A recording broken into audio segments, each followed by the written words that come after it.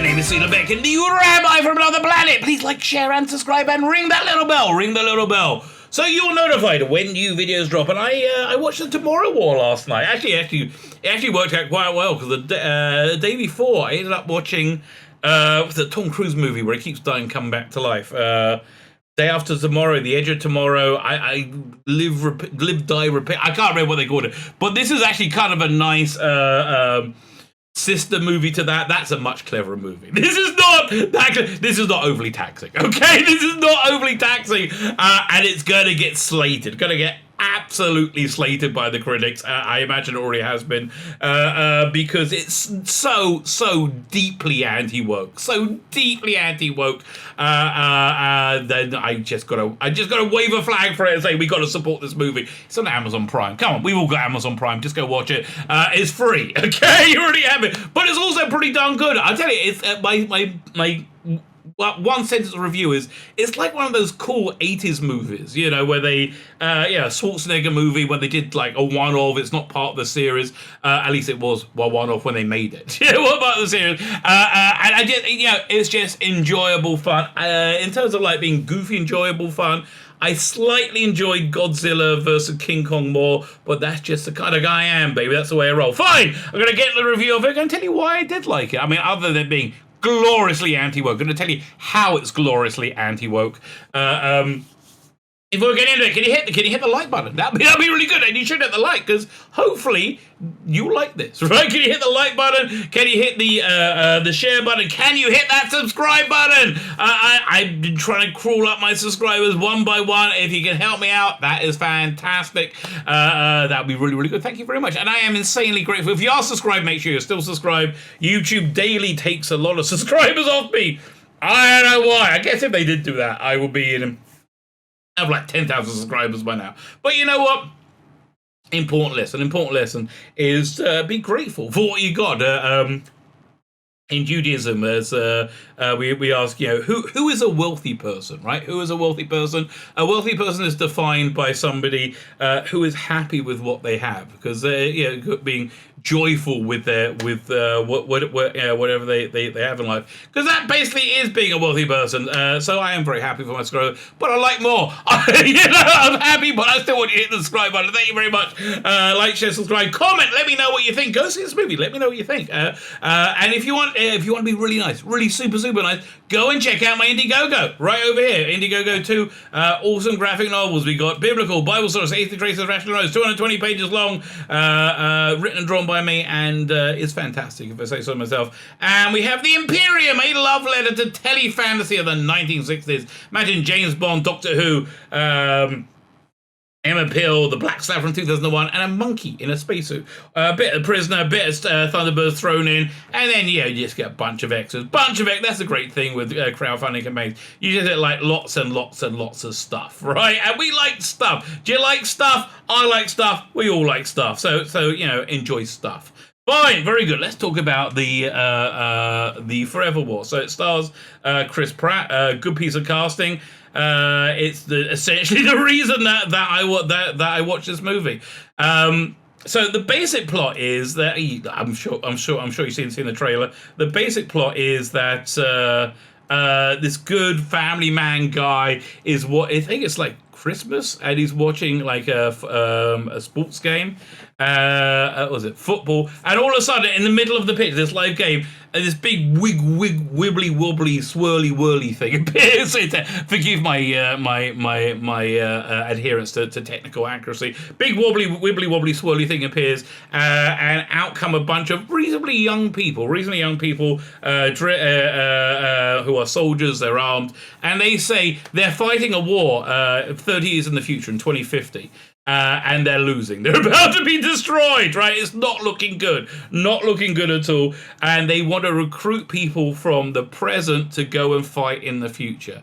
So, this throws up a lot of questions, like, well, doesn't that change the future? Is this an alternate timeline? What's going on? None of that matters. Okay, none of that matters at all. They don't think about it. They don't talk about it. I mean, a tiny bit towards the end. But they really don't think about it that much at all.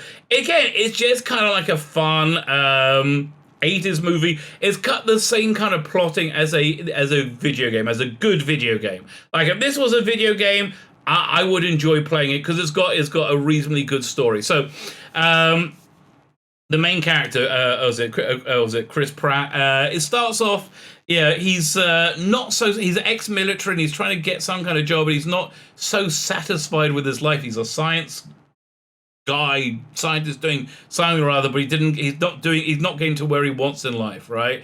And you can see he's a bit disappointed. He gets a bit of a crushing blow at the beginning, and he goes in during this Christmas party to watch the football with the soccer with his with his like 8-year-old daughter, and that connection with his daughter is a major theme of the movie. In fact, I would say a major theme of this movie is fatherhood and a positive view of fatherhood.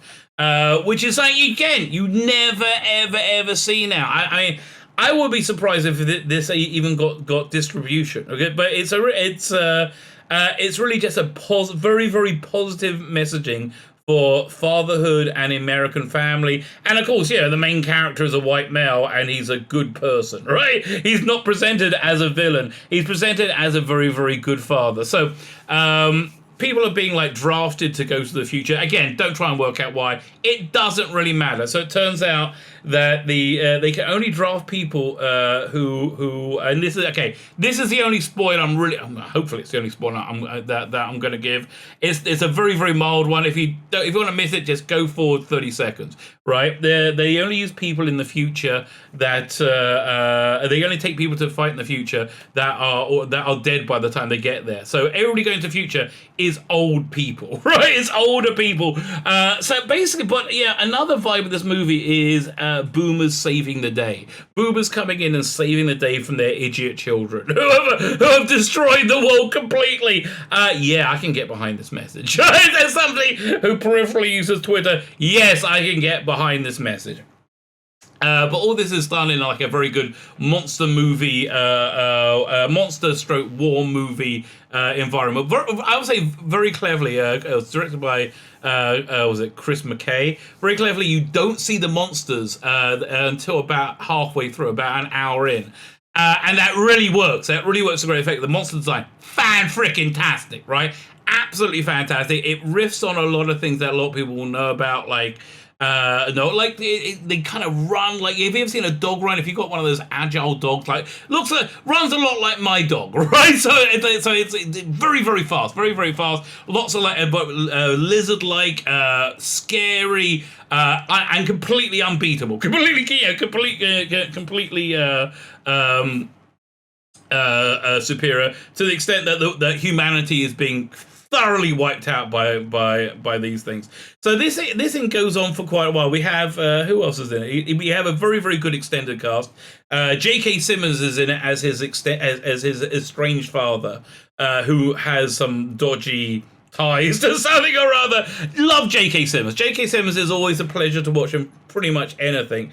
There's Sam Richardson, who is essentially the comic relief, and he's really good, right? Because he's kind of nervous going into combat, because basically it's just normal old people going into combat with no idea of what they're doing. So yeah, there is quite a bit of a bomb build up with that. Yvonne Strahovski from I say from Chuck. She's also in Handmaid's Tale, which I'm just not interested. I don't want to see more sci-fi feminist propaganda. That's basically all I see nowadays. This is why I love this movie. It was not that. It was uncomplicated. It was just fun, right? It was just a fun romp. So the story progresses. Yeah, they have to try and capture the the female, the queen at one point to make a toxin, but the movie kind of ends about an hour and a half in. You have the big final showdown, and then you got another 45 minutes to go. You're like, what's happening? So at that point, they get in somewhere wibbly wobbly, timey wimey stuff. Yvonne Strahovski is essentially Chris Pratt's commanding officer. He has some very, very personal attachment to the character. Not going to spoil that. But also we find out how he is dead in the future, because he should still be alive 30 years from now, which is a major part of this story arc. But I think the overwhelming vibe of this movie, the overwhelming theme of this movie, is positive parenthood, right? A positive connection between father and daughter, father and son, and I just really like that. I just really like that. Again, it's not gonna expend too much brain power trying to work out what the hell's going on, what's happening with it. Lots of really good action, fantastic monster design. I would say go in not unspoiling. That's really my recommendation. Go in as unspoiled as possible, because the shots are really good. It's really good. And again, the story is a simplistic video game of a story. You know what's going to happen a mile away, and it's fine. It's absolutely fine. Again, my one sense of review is it's like one of those Stallone or Schwarzenegger one-hit wonder movies from the 80s. Imagine Predator if they didn't make another however many or whatever, Total Recall, or it's like one of those cool one-hit sci-fi movies from the 80s, and it's very relaxing and refreshing for it. Chris Pratt is excellent. I'll see him in pretty much everything. And again, this is going to get a real drumming, right? This is going to get a real drumming down by the critics, because it goes so violently against the messaging of Hollywood that it's a very all lives matter kind of movie. So I can't see them liking it at all. But it's really good. It's really good. It's really fun. Something you can watch with your kids. That's scary, but I would say not too scary. The final boss mission at the end is clever, but you wonder why nobody thought of doing it at the beginning, right? But again, don't ask yourself these questions. The same with King Kong versus Godzilla. Don't try and have it make sense. Just enjoy the ride, baby. Just enjoy the ride. This is actually a bit more sensical, which is probably why I didn't like it quite as much as King Kong versus Godzilla. This is more sensical, but yeah, I would say this is a real knocks this one out the park, right? It's really good. It's really worth your time, and as you already have Amazon Prime, it's certainly worth your money, baby. My name's Tzvi Lebetkin, the Rabbi from another planet. Please like, share, and subscribe, and ring that little bell. Ring the little bell so you're notified when new videos drop.